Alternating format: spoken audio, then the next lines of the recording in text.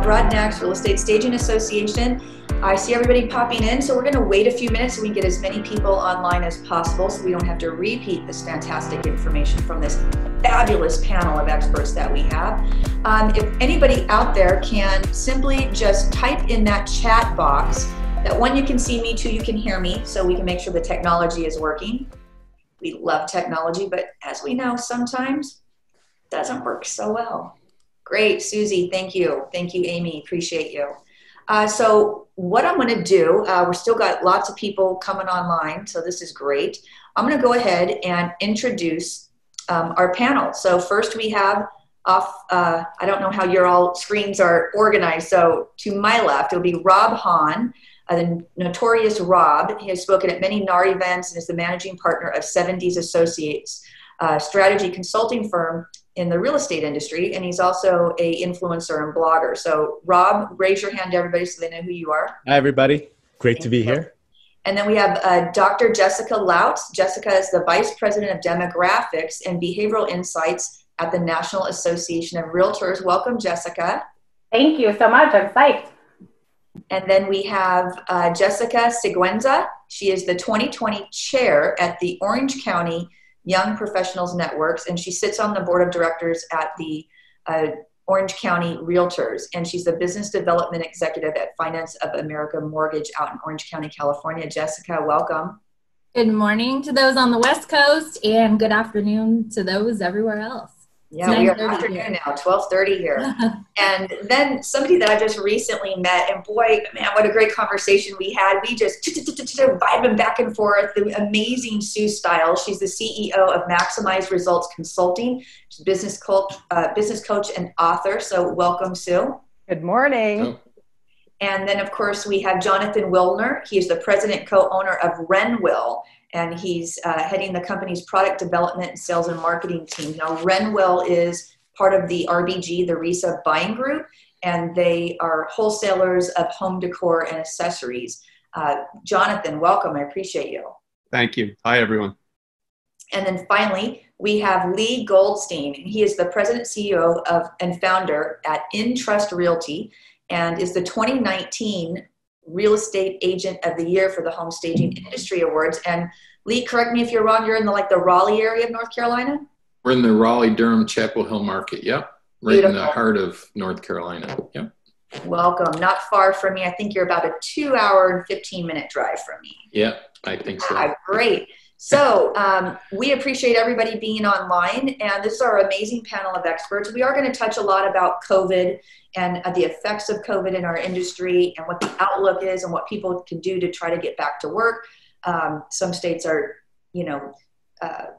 easing their restrictions and hasn't gone so well. So I can definitely see that the states are probably going to start hammering down and shutting things down in the future. If that happens, what is it that we're going to do? So I want to open this up for any questions that you have. Go ahead and put them in the chat box off to the side. And please, when you have your drop-down menu, choose all panelists and attendees so the attendees can also see your questions, but I'll always do my best to reread them. I also want to note that we are doing a scavenger hunt type contest that we do every year at REASCON Live, and that's where you need to visit the exhibitor hall. So if you are a VIP attendee, go ahead and log into the system, go to the exhibitor hall, and there's a form that you can input, answer some questions, and you can win a ticket to RESACon 2020. And so you're just going to have to hit every exhibitor's page, read a little bit about them. We have special questions about them as well, and so we're happy to give that away. And I believe Felicia's also posted that in the chat box. So thank you, Felicia. Appreciate that. So let's open it up. Let's just take one question that we got before the show. We asked for people to submit some questions. So let's hear from Deb Garvin in Minnesota. Deb says, I live in Minnesota, and while there's some real estate agents who truly understand the enormous value of staging, most see it as being necessary in only rare situations, like a high-end property where the sellers have just way too much furniture, dated window coverings, etc. What are some of the most effective ways to reach out and educate realtors to let them know that staging can help in a variety of circumstances? And especially right now due to COVID, where there's a lot of restrictions in different places. Let's open this up. Anybody want to take this first? doing all Sure, jumping. I don't mind jumping in. I think, the thing I think about in relation to staging is also professional photography. And what we say in cases like that is that this home's online footprint, even after you sell this property. So selling kind of that value proposition of making sure that that online footprint is of the highest quality is exactly where stagers come in. And I think just the hassle, I mean, could I wear all hats in a transaction? Yes. Would I be pulling my hair out and going crazy? Probably. So leaving a person whose area and expertise is staging, is vital to just your team dynamic. I think you plug people in your team for their highest and best use. So that's where, staging comes into play, is what I would say. Yeah, I think that's a great intro, because what we do as agents is I'm going in telling the people how nice their house is and how we're going to get it sold, and then I have to come back in and say, well, this is no good. We've got to fix this and we've got to clean that. I leave all that piece up to the stager. So all my conversations are always positive. And then they ask me what needs to be done. I usually tell them when the stager comes in, they'll tell you that's really not my expertise, and let's let them do that. So it does take a piece of my business that I don't have to take care of, and I leave that up to the stager. And I think that's a great way to not have to handle it. And we use Bobby McGrath, who's pretty incredible, and she does a great job of getting the clients to do what it is to get the house ready. So I like that. Lee, I think you make a great point, right? It also alleviates that pressure from you to tell your client things they might not want to hear, right? So you can almost, for lack of a better term, have kind of a scapegoat in that you don't have to address those things, and you hope that your stager has dialogue and experience to be compassionate about what they're suggesting to change in a home. Absolutely. Yeah. I think what we said before was about the numbers game. Because the big part of the question that stuck out to me was, how do you convince agents? And I mean, we could talk about that's salesmanship. And the bottom line with anybody and anything it is that you're doing is the only real control you have over somebody is your power of influence. So you need to learn how to influence people to do what it is that you want to do. So if you're really, really stuck, you got to get some sales training. But the other aspect to that is it's also a numbers game. And I've always been in a sales type motivated job, and you've got to really keep track of your own personal statistics. So if you are going to talk to somebody about staging, start keeping track. If I've talked to 10 people and I got one job, great. That's a great goal. Let's now try to get 2 out of every 10 that I speak to, and then 3 out of every 10 that I speak to. And it's just about practice, and honing those skills, your communication skills. What do you think about that? Speaking on the numbers game, Shell, we've been doing this report called the Profile of Home Staging for a few iterations now, and the latest one came out last year. And what we found, and the reason why we did this report, is that buyers have really upped their expectations on what they expect a home to look like.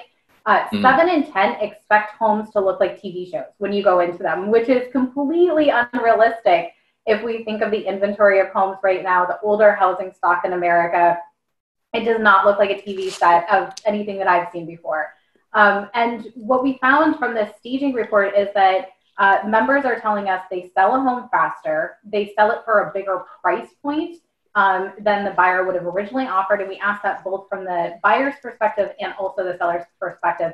And you recoup what you actually put in that home staging cost. So I think that's, if you're trying to look at the value proposition, we've got data on that, and that report is absolutely free, and you can grab it from our website. Yeah, for sure. And we do our own reports as well. And I would love to be able to partner with NAR, Jessica, on something like this, because one of the things in that report that came out was when it came to the price of staging, the fees, they're not accurate at all. And we think it was because the way the question was asked, if I recall this, I don't know if it was last year's report or one a couple years ago, where agents were asked how much they thought staging cost, and it came in like $600. And so then stagers are going out going, wait a minute, $600, I can't leave my driveway for that amount of money. So it's now consultations for sure, much less and much affordable. Where I think every agent, and specifically to Deb's comment, how do you convince people? If you can just get them into, if it's an occupied listing and you can get an agent to commit to a consultation to get your foot in the door, you can kind of take it from there. So don't so much go after the big fish as far as the full staging. Start working on those consultation skills. I think that would help a lot. And if you're talking about getting your foot in the door, like right at the initial, can we coexist together? Just a reminder that most real estate agents are just figuring things out, just like you. They didn't maybe go to school for business. Maybe they haven't run a business before. So their attention, I find, is on their business, how they can get more clients. And a lot of attention is, what am I going to do at the listing presentation? It's all about them. So if you could come and approach them with a well thought out plan, I know ourselves, we just experienced having a home consultation, and she gave me a list of pages that a seller needs to implement before those photos. I wasn't getting that from the realtor. Like, that would be a huge benefit that stagers could approach any realtors from that, preparing your home for sale. Yep, for sure. And Sue, I think you're right. It starts in the listing presentation. My first half of my listing presentation is all about why it is we need to stage, right? We're showing homes that weren't staged, what they look like before and afterwards. So it's all part of the presentation. And I really don't even have to sell the staging piece. By the time I get done with my appointment, I just say, okay, are you ready to get Bobby in here? And typically they say, yeah, let me check my schedule and see when we can get her in here. Yeah. So I think you're right, Susan. If it's not up front, if people don't know that that's part of your process and look what we can do for your property, I usually don't get much pushback. Yeah, that makes sense. I guess I'll, because, we sort of talked about this during the pre-show, and I'll preface this by saying what I do. I'm a industry consultant, right, for like large companies. I don't practice real estate. I don't deal with, home sellers. So I would say to everyone listening, listen to these people, more than, anyone else. Having said that, I think one of the reasons why Shell wanted me to come on is because I do research at an industry level and look at some high level trends. And there are some things to at least be aware of, right? Mm-hmm. And in this context, I would say that the biggest thing, so in the last 3 months, I've been working on a Q2 report. I did a post-COVID report, to like investors and, industry folks.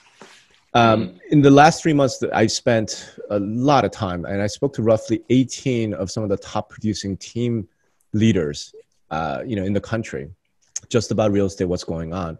And one of the biggest trends I think we have to be aware of is that teams are really starting to take over the practice, take over real estate. Just look at the numbers, and I could share some of that with you if you guys are interested. But one of the interesting things about the COVID thing and these teams is two things. Number one, the team leaders who are relatively way better business people than the average real estate agent have become extraordinarily sensitive to cash flow.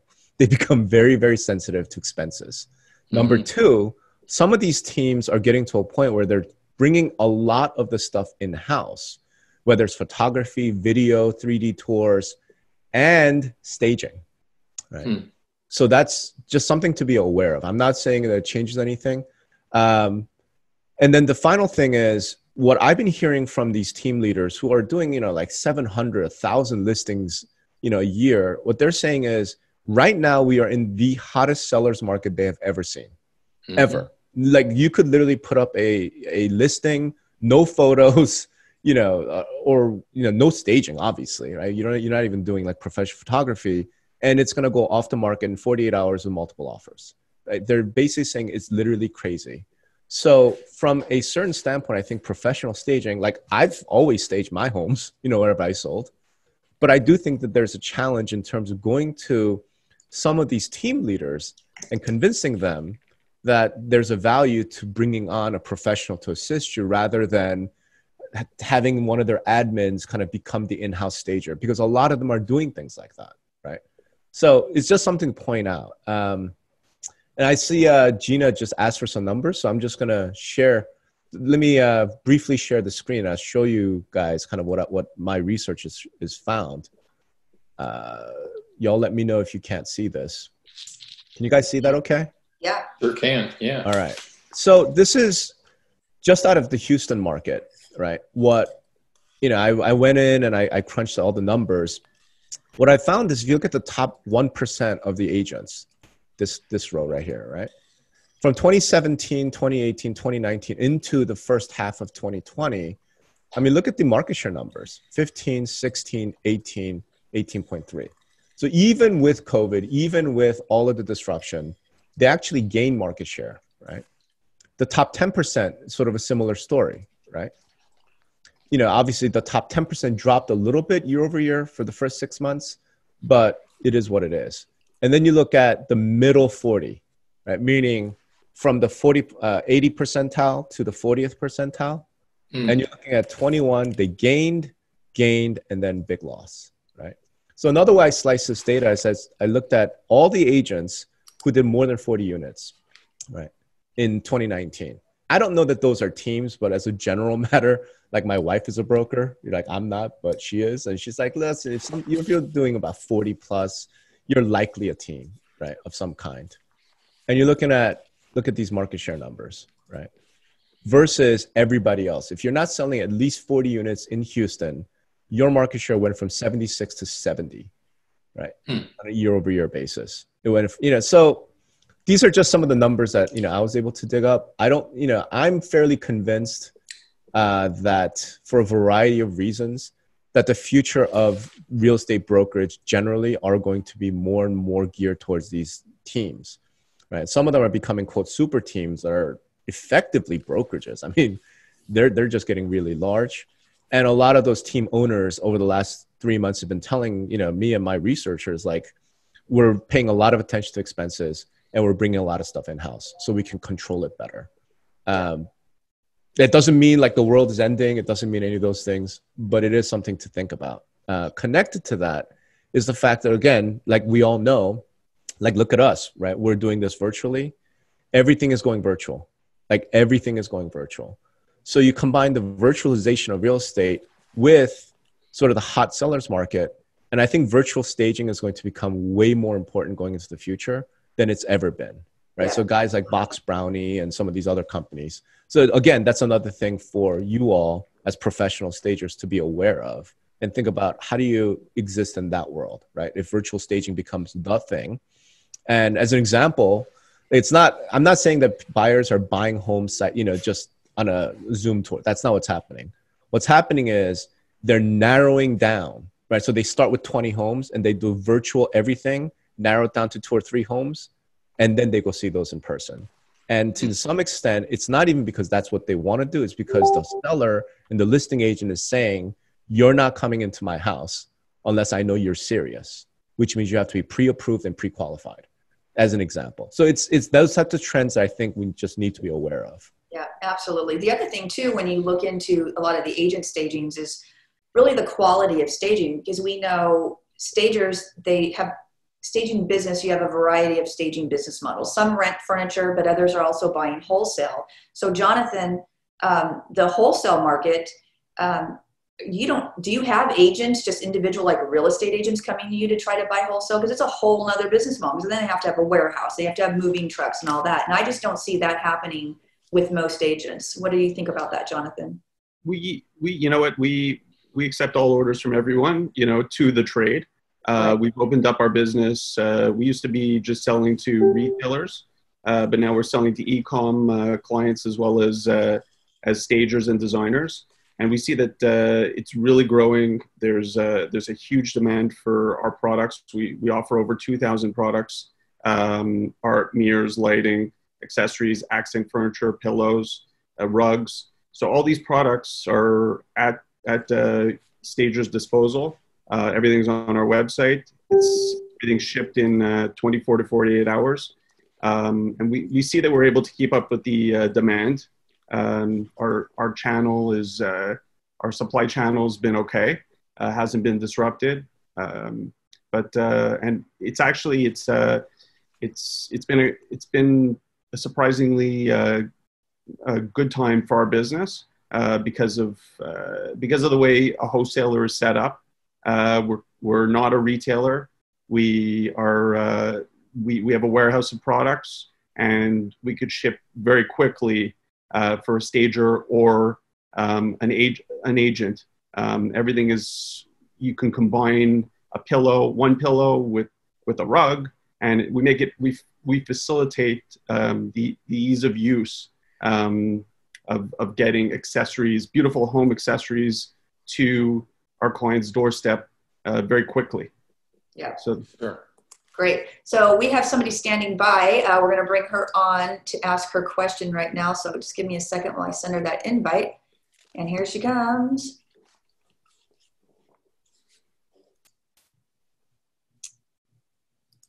I'm hitting all the buttons. You got it, Bobby. Bobby Hey. McGrath. Bobby had a question on the chat room, and she agreed to come online. So go ahead and take it, Bobby. I did. Okay, you got it. Okay, as you were talking about COVID and those types of things, my question is this. There's forbearance, the whole forbearance part of CARES Act. When that is pulled out of place, what effect do you think it's going to have on this hot market? As you were talking, Rob, I was thinking to myself, that's interesting, because I'm starting to have clients ask me about it. And so I'd love to be able to have some like wisdom from you guys. So, Bobby, that's an absolute great question. I think people are not thinking about that. But I did reach out to some commercial realtors too to find out about what's happening in our current market. And I think it's going to depend on the market itself, because in Raleigh, in central North Carolina, the commercial people that I talked to just this week are saying that the demand for even on new office space and residential home is 400, 500, or 600 times the calls that people are coming in, the amount of people that want to move here. So I think you're going to find that they're going to move to smaller markets, and the bigger markets are probably going to suffer because of it.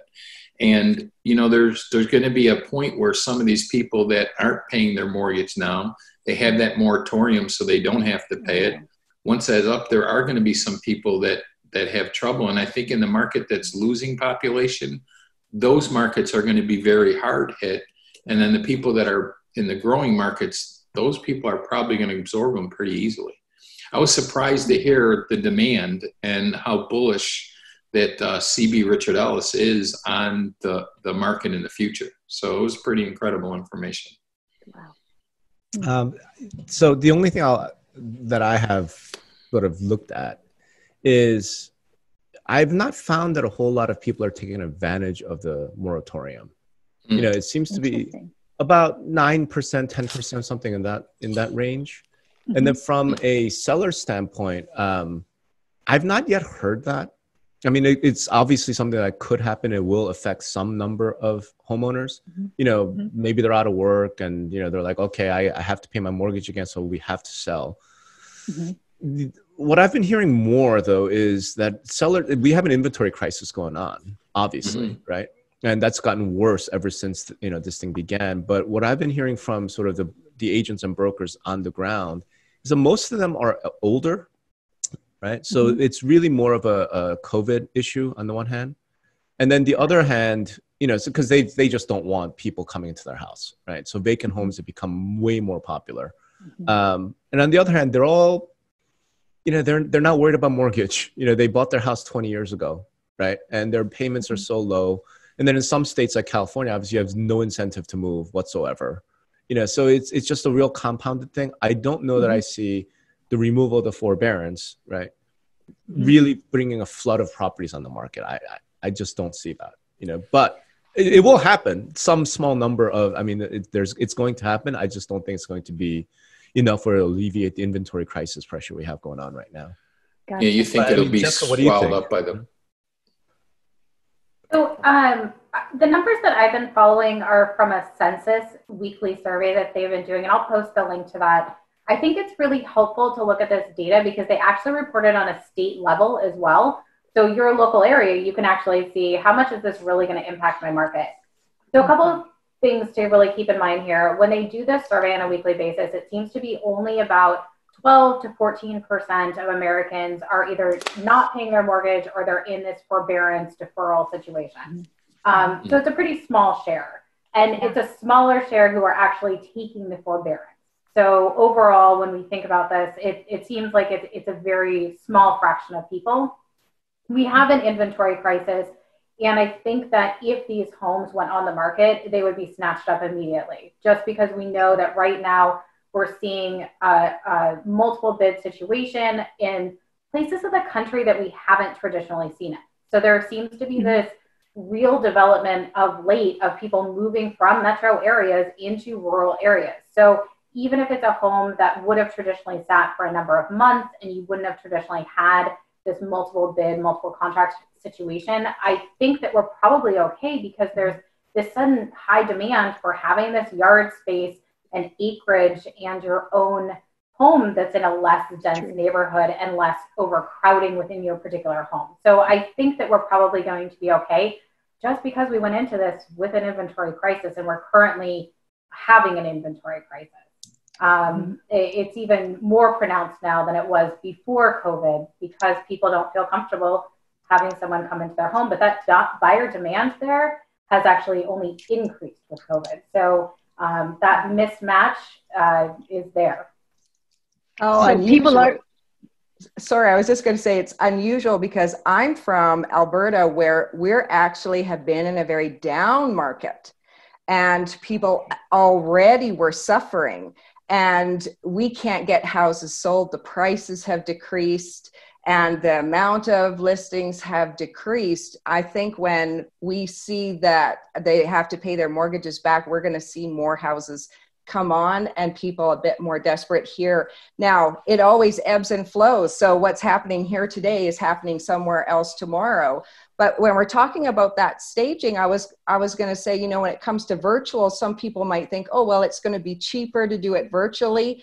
I think we're really going to have to ask clients, what do you want and what do the buyers want? Because I know the feedback here has been, if they see it nicely staged on the pictures on the MLS and then they walk in, they sort of feel like they've been lied to. It gives them a negative feeling. Now, in LA, that might go. In LA, people know what I see, I don't know if it's real or not. So maybe that would happen there. But I think it's a response to the client's needs for sure. And just because business is hot and you don't have to do much to sell a property right now doesn't mean you should put your feet up on the desk and just coast, because the only time you're coasting is when you're going downhill. Right. Ooh, I like that analogy. I love that. Jessica Laut, what is the outlook for the market conditions coming out of this? What are you looking at as far as your statistics and demographics at NAR? Sure. So we're looking at a couple of things. One is very demographics driven. We're seeing this huge shift right now of people looking at rural areas. We're seeing this shift out of metro city and towards either suburban or even farther out, because people are not expecting to go back into an office situation at any time. And whether that's even post-vaccine and people get used to working at home and workplaces realize they can save a little money, their employees are more productive, why not just have them at a home environment? So that's a shift that we're absolutely seeing. The other thing that we're seeing is that this opportunity might actually be this opportunity for people who have been traditionally shut out of the market, your younger millennials, cash-strapped people, to be able to enter the market because you're looking at a different area now and you have more buying power because you are looking at a different area. The other thing that we're seeing, though, is existing home sales. They bounced back by a record level this week, nearly 21% on a month-over-month basis, but it's not a year-over-year basis. So we're not back to pre-COVID conditions, but a lot of that is just inventory holding us back, which we hope will loosen up, but we're not seeing it yet.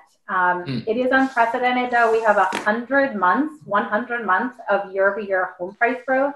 We've never seen that before in our data set. So it truly is an unprecedented time, and affordability is truly key for getting those buyers into homes. So Jessica, let me ask you about when COVID first started and the essential workforce was being determined, did NAR have an opportunity to work with states individually, like on the governor by governor level? How did that work out with what your messaging was to your members? Yeah, our advocacy team is amazing. They're second to none. And we did have, so Pennsylvania and Michigan were the two states that were really locked down for the longest period of time, and then New York as well. When it came to real estate, essential services, what was determined to be allowed within that state when it came to real estate. Pennsylvania being the last one to really open up in May. I think it was the beginning of May by the time they did. So that was an extended period of time. Our advocacy folks were working on the local level, trying to really advocate for opening up, but also showing that the real estate practice pivoted. There was a lot of things that were traditionally done in person, having wet signatures, but now were done electronically, keeping their distance, social distancing practices, using PPE. So really ahead of the curve and really putting masks on and making sure they kept their distance so they could keep the real estate practice safe. Right now, we're seeing that 9 in 10 members say that they're in a point of recovery. The majority of members, and this is based on a survey at the end of June. So in all honesty, it could have changed in the last few weeks because conditions are changing on a minute-by-minute basis. But right now, what we're seeing, at least from members, is that most are saying they're in recovery. Most are saying that the majority of members are saying if there is a second wave or this first wave just continues, that we feel okay now because we have pivoted our business practices. The only thing that they would be concerned about is if states went on lockdown again, in which case they couldn't perform their jobs. But right now they feel like they're ready to. So did Pennsylvania ever deem agents as essential? Did they ever get to that part before they opened up? I think it wasn't until the beginning of May, and then now I think they're still in phases of recovery.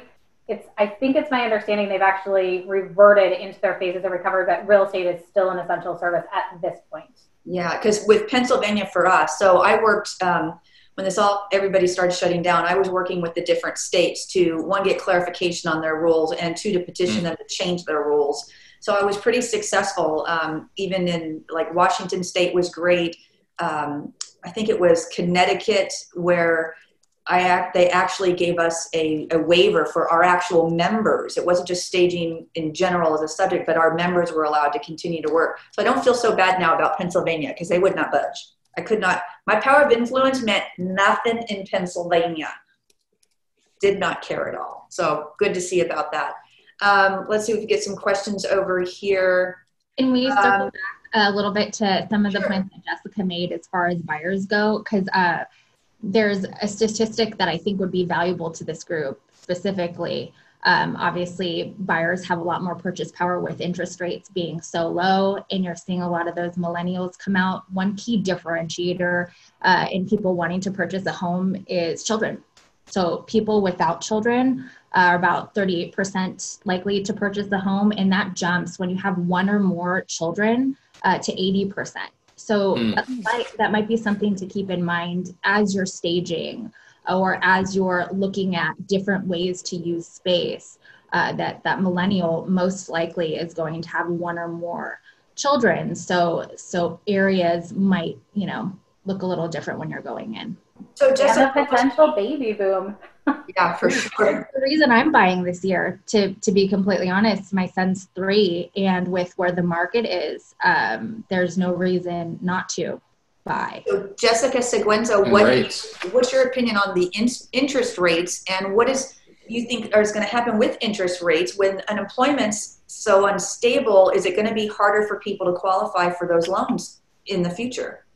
So I knock on wood because I'm really grateful that our industry was one of the industries that kind of had the perfect storm for a pandemic. We had a refi boom and stayed really busy and continued to stay really busy throughout this pandemic and have had record volumes. We've doubled and tripled our numbers in the lending industry. You'll see a lot of people refinancing. Some things that have come up on the lending side is that our clients are refinancing in hopes to help their children buy, right? And so that's kind of multi-generations helping each other. We have a lot of, in the city I work in, which is Irvine, we're seeing a lot of builds that are multi-generation, where it's 3 stories. The bottom floor is a mother-in-law's quarters. Next floor is kind of common living area. 3rd floor is your main house for the bigger family unit. Now, do I think that rates, do we think that rates are going to increase anytime soon? I'm not an economist, but all the economists that I follow, one is Barry Habib, indicates that rates are going to stay pretty steady throughout the end of the year, and people will be able to take advantage of that for quite some time.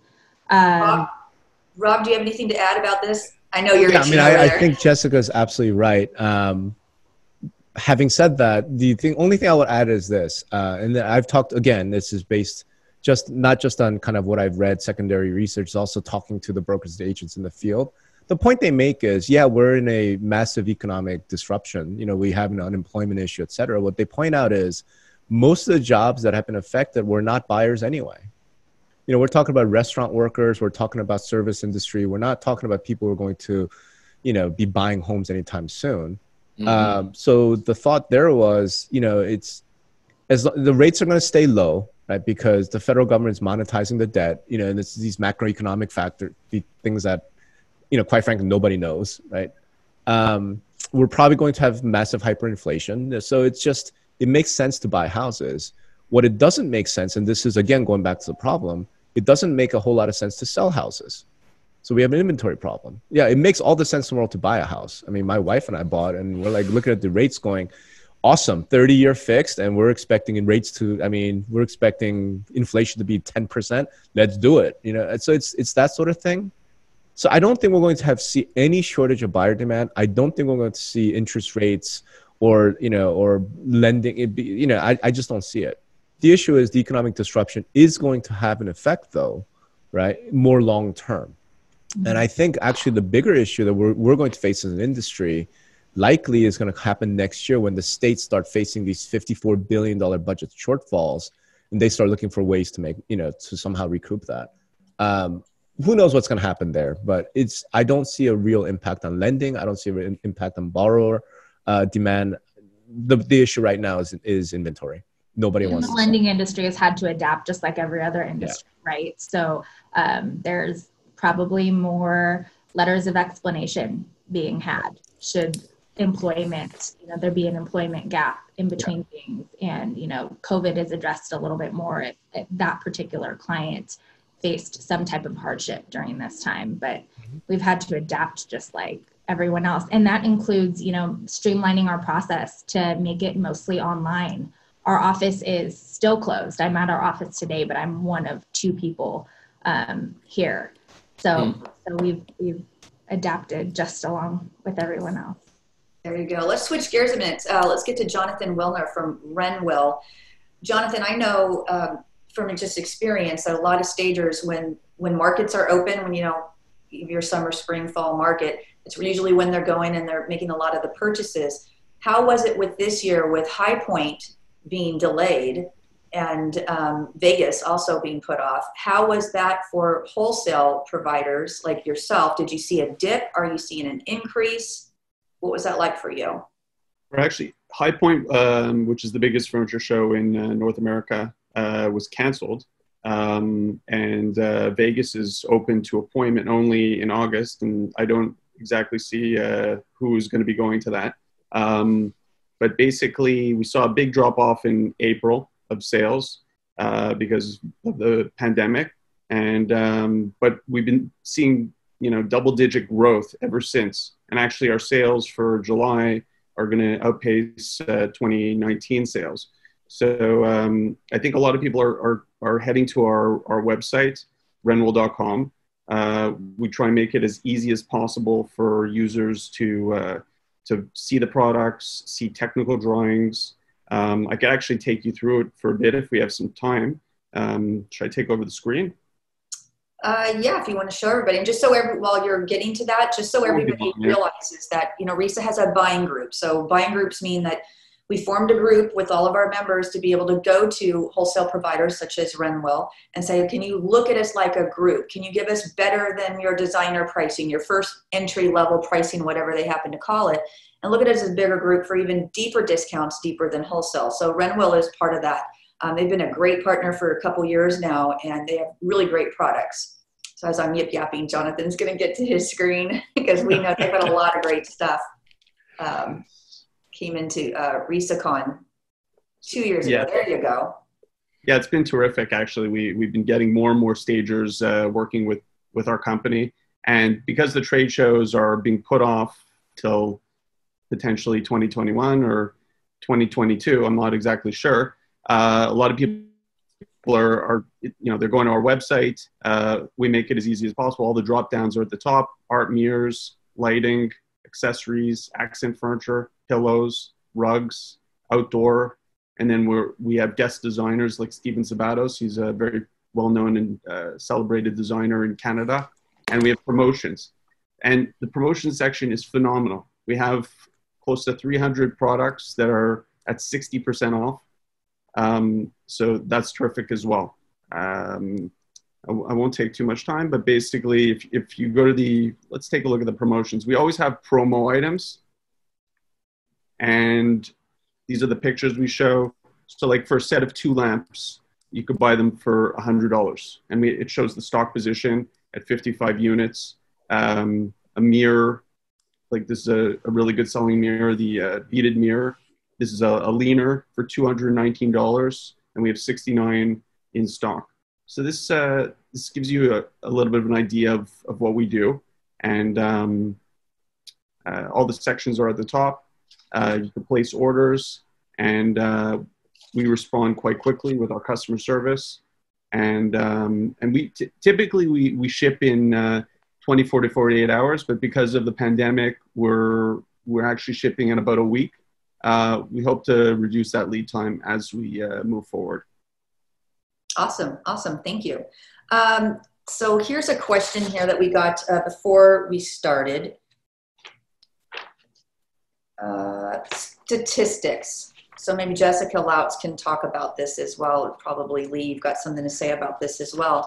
We track stats on the benefits of home staging from the time you list and it's staged, because a stager's days on market, days staged is a little different than the agent, because if the agent stages on the 1st of the month and it doesn't get staged till the 5th, then those 5 days shouldn't penalize the amount of time it took to get the first offer on the stager statistic. So we collect the national stats, and I would love if all of our members would really put things together. We could hone our stats into different areas, at least state by state, try to get into even smaller areas. So a lot of agents say, great, national stats are great, but that doesn't apply to my area. And the way that I look at it is stats are stats are stats. I mean, if you're seeing this trend in certain areas, it's probably just really translating through every other area. It's the same principles are going to apply. Jessica Lautz, what do you think about that? Yeah, I get it. We put out a lot of national stats, but we actually in the last couple of months have built out a state and local page so that you can actually go onto a clickable map and you can pull out as many stats as we can at least give you in either Tableau or in some downloadable PDF, something that you can share with clients. So that there can be local stats as well. As far as days on market go, I don't actually think that's one of the stats that we do have on a local level, but we do have it on a national level. And right now, homes are moving incredibly fast. It's typically 24 days on market, which again is not necessarily going to match up directly with the home staging to when the actual for sale sign goes up and the lockbox goes up as well. Right. But we do understand that can change so rapidly on a local basis. 24 days on the market in my zip code, I can tell you it's probably like 12 hours. So it's not going to match up. Totally understand that. Yeah. So we've released, we have a consumer's guide to real estate staging. So we direct that towards real estate agents and to home sellers, anybody who's a consumer of real estate, to be able to show them the benefits of staging, the statistics that we collect on staging, how to even vet a real stager, a professional stager, because not all stagers are created equal. You've got your hobbyists that are doing something as a side hustle that can't possibly bring to the table what a pro does when they've got everything in line, whether they've got a great rental option or they're buying wholesale and they have a warehouse full of furniture and moving trucks and whatnot. So that's awesome. Here's another question. I just launched my business in January 2020. How do I build a new staging business during the COVID pandemic? It's a loaded question. Sue, what do you think about this? I'm going to pass this over to you. Well, you know, all of this whole RESACON, and I've joined a couple other sessions the last couple of days, to me is about where's the opportunity now? And, you know, the God of opportunity, when I was studying myths and history, the God of opportunity is a young son of Zeus. And they say he's bald at the front. So if you see the opportunity coming and you reach out and grab it, you've got it. But if you sit back and think and you're confused, he has long hair at the front so you can reach it, but he's bald at the back. So if the opportunity passes you by, you're not going to get it. And here's, you know, we're in a crisis, we're in chaos, everyone's having to pivot. Where is the possibility for everybody in whatever city that you're in? So there's tons of ideas and stats that you can all take to your own business. And the question is, how do you make it happen? So right now, for example, we were talking about virtual staging.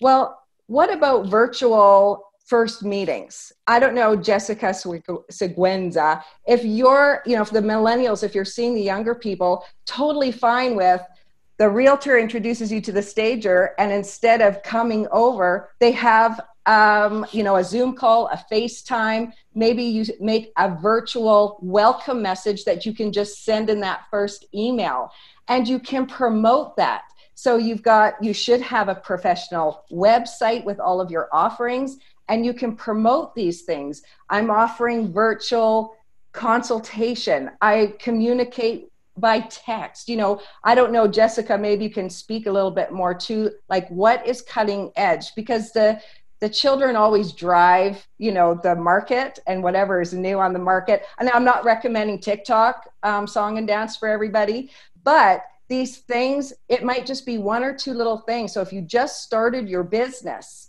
all of a sudden you're the new blood. You know, you make your website. Hey, I'm offering virtual. When you get your first email from me, you're going to get a welcome hello that is, you know, embedded in the website, but you can use it over and over again. The ideas are all there. Like there's so many ideas. It could go on and on. You get your business basics first, and then you take one or two special things that you can offer and promote it as if, you know, this is a special thing I'm offering now. And I was hoping, I wanted to ask Jessica, you know, what are you seeing? Do people want to have text communication instead of a phone call sometimes? How are the young people enjoying this switch? So for stagers, you and I are in the same boat. I do business development by trade for Finance of America Mortgage, and real estate agents are our primary target to obtain referral business. So I am happy to share with you what I do to attract realtors. A big thing that I've been involved in locally is with the Orange County Realtors.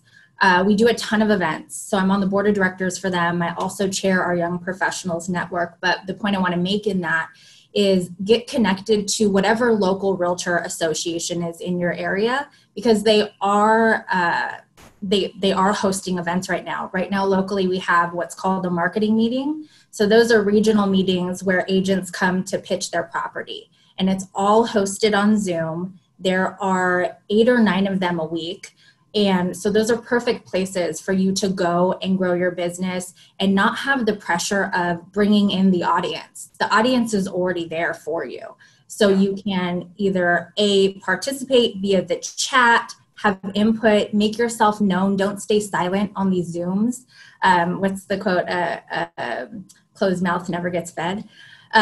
You could also sponsor those meetings. I think it's a really small sponsorship amount, and it's perfect what you're doing here. You're really developing your craft here within this association to then bring it to a realtor association and open up their eyes to what you do. So that's one thing I would say, do your local real estate events. Second is never underestimate your current business, your current referral partners. So one thing we do here is we've partnered with Client Giant. Here, I'm actually gonna share my screen on this one, and I'll put the link in the chat. I have a code for you. So these are some of the Orange County Realtor events. Actually, I have a slide presentation for some of the things they do here locally. So these are all places that I would say, go connect to real estate agents, go connect to your business. Look online to see what that is locally for you across the nation. Client Giant is what I wanted to point out. This is a gifting service. It's a gifting concierge service. So it was perfect for COVID. We had already layered this over our business in the past. And there's a lending portal and a real estate portal. So either one. There's also just a business portal, and that's where I see you guys possibly coming in.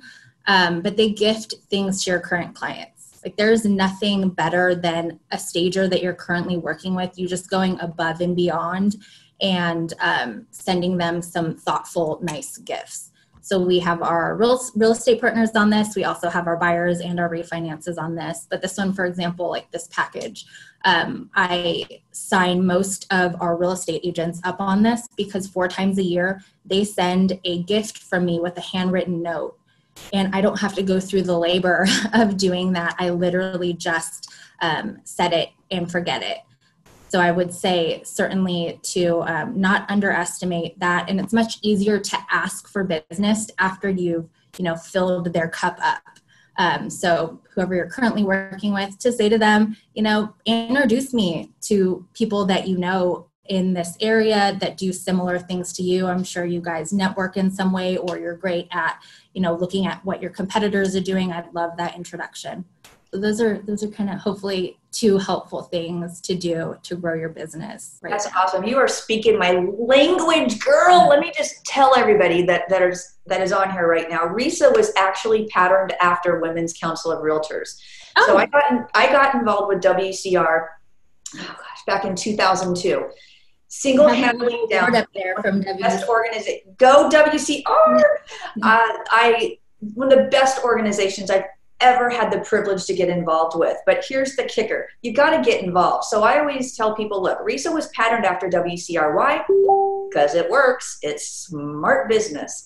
And we have chapters, just like you have WCR chapters. So stagers get involved here. We also have agents that can join us as affiliates, just as a stager would be an affiliate at your local association of realtors or WCR. And stagers always ask me, how do you get business from agents? And I say, listen, if you want a business from a real estate agent, you need to party where they party. So a lot of stagers say, what should I join? I'm going to go join the Chamber of Commerce. And I'm like, why? Sure, it's another thing if you can afford to do it. But in reality, Chamber of Commerce are great for like a retail establishment, something along those lines. I see it being a much better fit. But if you go and you can join your local association of realtors as an affiliate member, and our chapters actually join as affiliate groups with the local associations as well. Join them and then infiltrate, go to their events, get involved, join a committee. But here's the kicker. If you're going to join a committee at WCR or a local association, things that you want to get involved with, I'll just give you some tips. Number 1, anything that has to do with the hospitality. So they have monthly meetings or a weekly meeting where they do a caravan tour somewhere. So if you can be the person that's checking people in at the desk and you put a nice little name tag on, you've now met 50 people that just came to the meeting. But you can't just go once. It's not a one and done. You need to become part of the group. And so when you go there, ticket sales are great. So if they're having a fashion show or a crab feed or something along those lines, volunteer to sell tickets. Because that gives you a reason to actually go inside a physical RE/MAX building or a Coldwell Banker building, whoever it may be. You can go in, sell your tickets, and then you give it to them in a nice branded envelope, stick your card in, but don't shove yourself down their throat, stop asking them to go to lunch and to coffee and all that stuff. Just become one of them. So those are a couple areas that if you're going to get involved, especially if they're going to do some sort of an event, get on the event committee, because then you can showcase your skills for the staging of the event. You can put together the stage for the fashion show, or you do decorations for a crab feed or whatever that might be. So that is my number way that I recommend. I call it networking volunteerism. Get involved on your local level and do a really good job. But if you step up to a committee and you suck, you're not going to get any work. So you've got to bring your A game, be reliable, and do what you say you're going to do. your follow-up is huge in those committees and those things like that. So one thing we've done also that's really inexpensive is we bought online Starbucks cards. Starbucks was open through the entire pandemic with their drive-through. So I just sent the code out to everyone and said, hey, thank you for meeting with me on Zoom. I wanted to treat you to a caffeinated treat the next time you're at Starbucks. Scan this code. Here you go. Another thing we did to really attract new clients to you or get them to maybe take your call is we found these automatic shoe cover dispensers and sent that out to our entire network. I have one here. And so a client would just step into the shoe dispenser and it automatically wraps their shoe with a shoe cover. And it was like on the job, really valuable thing of content to send them. So always think about that kind of emotion side when you're building business is how are you going to make yourself stand out? But how are you really going to develop some type of feeling rather than just a pitch to them? Yeah, absolutely. The other thing I recommend too, when you go to the weekly marketing meetings, agents always have your buyers' wants and needs. So they stand up and they say, I have a buyer who wants or needs this, or I have a seller who wants or needs this. And they stand up and they tell about that. And if you can get involved in those local meetings, I know, Jessica, you mentioned sponsorships. You can sponsor if they do it at a breakfast or a lunch. You can pay for the lunch. They usually just, have you write a check. They usually have their normal caterers they use. They flip it every single month, the same people, and you can get some time in front of the group as well. So I love that. What that looks for COVID is you'll want to look for sponsorships that have structured some type of online presence for you. So for example, within YPN, what a sponsor gets with us is they get a commercial on our Facebook page, which is over 2,000 people. We're going to boost that promotion for you. Your logo is going to be over everything. And sometimes our sponsors will end up hosting the events for us so that they get more face time. So really make sure that you're spending your money in a smart way. If you do decide to be a sponsor, look for people that have put some thought into getting your name out there. Yeah. This is such the old-fashioned, Shell, you're too young to know this, but Dale Carnegie, how to win friends. Carnegie. I was going to teach Dale Carnegie. I'm just well preserved. I'm an old bat. I'm telling you, this look like I'm young. Said a lot of. You look like a teenager, but I mean, this is sales 101. There's a lot of that, basic stuff. We have a lot of solopreneurs trying to build $1 million businesses, and they're using $100 habits. You've got to make sure that the basics are done, and then you branch out. And I'm hearing Jessica and Shell, you're talking about networking. You're talking about is getting to know people. Make your 2 calls a day. Get to know people, because we make more money by the people that we know and the network that we have. And then you can add in the flashy virtual and the special things that are coming up and take those opportunities. But there's value, and you won't keep clients if you don't have those basics in place, the $1 million habits. Yep, absolutely. Lee, were you wanting to say something? I think you might have been muted. Yep, you're muted. All right. Is that better? So one of the things that Bobby and I do, Bobby is teaching a CE class, right, through RESA. And we started doing them inside a builder's model. And we actually had the classes right in a $1.5 million builder model. Then we had to go online because we can no longer meet together. So we did it online.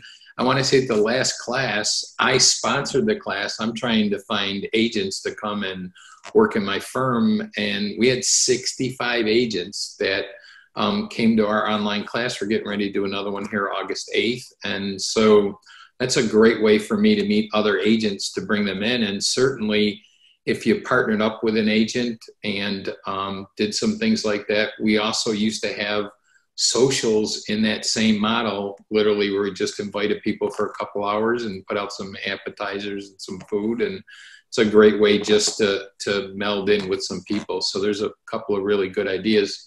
Back with what you're talking about, Sue, kind of the same kind of thing. The more you can get embedded with the people, the better chance you have of getting them to use you.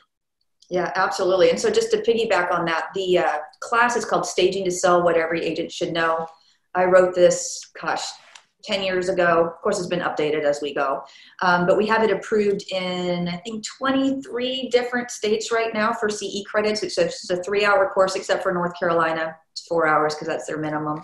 But that is a great opportunity. Again, like Lee was saying, you teach that class, we're putting you in front of agents, but it's not a presentation about your company. We're elevating you to a real estate CE instructor. So it's a whole different dynamic. You're not trying to get in and pitch your own services. You can't pitch your own services. If you get in there and you pitch your own services and we find out about it, I cut you loose.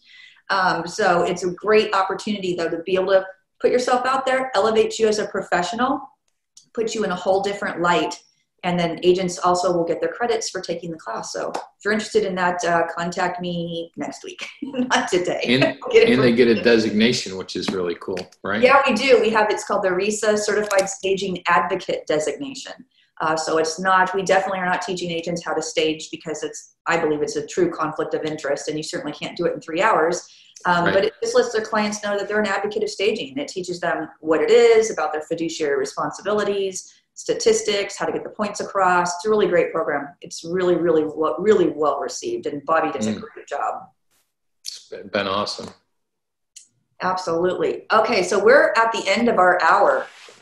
We could definitely go on for hours. If we can wrap up maybe 1 or 2 more questions, or does the panel, let me ask this, does the panel have anything, last words that you'd like to say to anybody? We can start with you, Rob. Like I said, I mean, I feel like the really great advice is from everyone else besides me on this panel, where they have actual concrete things. The only thing I'll point out is there are some real long-term trends that are going to fundamentally change the way that real estate is done. I think these are just trends that have been going on for 5-10 years. It's just that COVID has accelerated all of it, and we're at a uncharted territory type place. So it's just something to think about from the long term. I don't think it changes anything about what you have to do day to day, the relationship you have to build. And I wish everyone the best of luck because, like I said, I've staged every home I've ever sold because I see the value. I know the value. But there are things afoot where it's going to be a bit more challenging, I think, going forward. Yep, for sure. Sue? Rob, you do have value. I wrote down top producers are gaining market share. And don't get me wrong. I'm saying yeah. I do the 30,000 foot trends, and I'm talking to guys, like Wall Street guys, and these big companies are trying to figure out strategically what do we do 3 to 5 years out, Well, I think it's huge value, and it's something for every business owner to think about because there's always room at the top. So if you're not at the top of your game yet, I would just like to invite everybody. I have a podcast that's free on Spotify called Hindsight's 2020, and it's on video on YouTube if you prefer to watch something from great industry leaders in all industries if you want some ideas. And if you're not at the top of the game where you want, I do have a free handout. If anyone emails me, sue@suestyles.com, super easy. I'm happy to just send you an exercise sheet you can go through and you'll see where the gaps are that might be missing on your habits to make your business even better. I always want people to maximize their results. So that's my gift to you. Take it and enjoy it if you'd like to. Awesome. Jonathan? Del, thanks for inviting me. It's been a pleasure to go through my website and show everyone a little bit what we do at Renwell. And we also want to thank all the attendees for all the business that they've been giving to us. Thank you. Awesome. Thanks. Lee? Well, I just want to say that I know when the market first started, if you look at our region here, back in April, listings were down 23% and closed sales are down 6.4%. And last month, listings are only down 2.8%. Sales were up 4.3%. So sales are even up, even with less inventory. So there's an incredible market out there that I think is only going to continue to get better. So there's room for everybody out there. Absolutely. Jessica Seguenza? I just want to thank you guys for allowing me to be on this panel, and would love to connect with you on Facebook, Instagram, or LinkedIn. Feel free to, I post most of what we do business development wise, so feel free to take those ideas, and I hope you guys have a great 2020. Awesome. And now finally, Dr. Jessica Lautz. Thank you as well for having me join. And I truly think that we are in this rebound situation. A lot of people reevaluating where they're living, who they're living with, and they're definitely going to be making some changes if they're not already. So it's a time to sharpen our saws and make sure that we are at the top of the game, and we're ready to be there as the real estate market changes. So thank you, guys. Yep, absolutely. I want to thank each of you for being with me today. I really, really appreciate this. Changing RESACon from a virtual or from an in-person event in Las Vegas to go virtual, and we did it in 60 days or less, I believe it was. It was quite phenomenal. Everybody, if you haven't thanked Felicia Pulley on the RESA HQ team, please do thank her. She's amazing. We definitely could not have done it without her. She really took the bull by the horns and got it done. Please follow all the guests on social media. I know my social media is my name. I think, Rob, you're the same thing. Shell Brodnax. Reach out to us. Connect with everybody. Again, I appreciate everybody. And halfway through RESACon, we've got a couple more sessions by the end of the day. And that'll wrap it up. And congratulations to all the Home Staging Industry Award winners. We premiered this on Facebook last night. If you missed it, you can go to our Facebook page, Real Estate Staging Association, and you can see the replay of the winners. It was quite amazing, and a lot of really well-deserving people. All right, guys, that's it. Wrapping it up. Thank you all. I appreciate you. Until next time. Congratulations. Thanks.